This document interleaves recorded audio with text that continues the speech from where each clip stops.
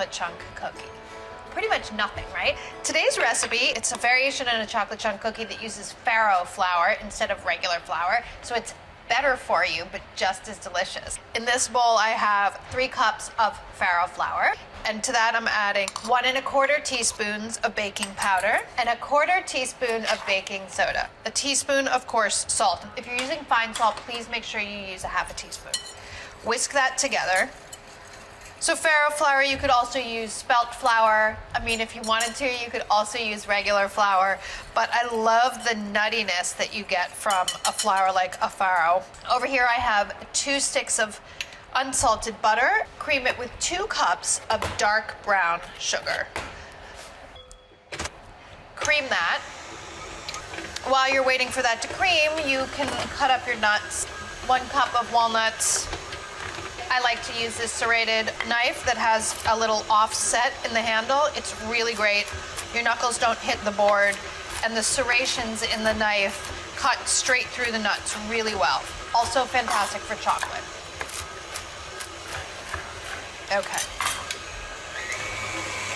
When your butter and sugar have creamed, you can add your eggs. It's 2 large eggs, 1 at a time.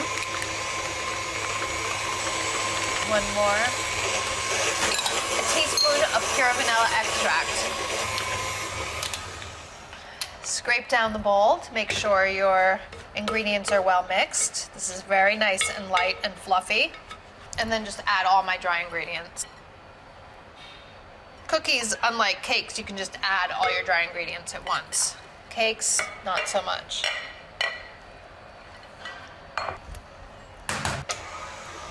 Beat to combine. Starting off slow and then getting a little faster. And then you can add your chocolate. This is 1 1/2 cups of coarsely chopped bittersweet chocolate, or semi-sweet actually. I like a semi-sweet, but you can use bittersweet. 1 cup of chopped dates. You can also use raisins, golden raisins, pieces of apricot, cranberries, cherries, whatever you want.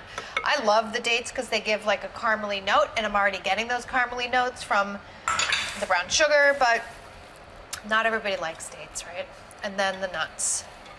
Those can go in as well. Beat to combine. And this is chock full of delicious goodies. That's it. Have some baking sheets lined with parchment and the oven preheated to 350 degrees. And then you can scoop and bake. As always, you can also scoop your cookies and freeze them and bake them off whenever you want some cookies. I want some cookies right now, so this is probably about a 2 tablespoon scoop.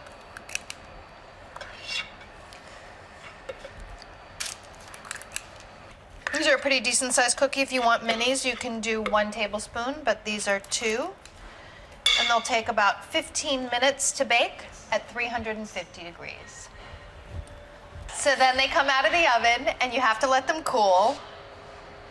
This is my favorite one because I can see that it has the most chocolate chunks in it. So that's the one that I'm gonna eat. It's so hot in here, guys, that these are completely cool, but the chocolate is still melted. So remember when I was talking about how nutty the farro flour makes this and how caramelly it becomes from the dates and the brown sugar? I wasn't kidding. It really is. It's a caramelly, nutty, chocolatey, heavenly cookie.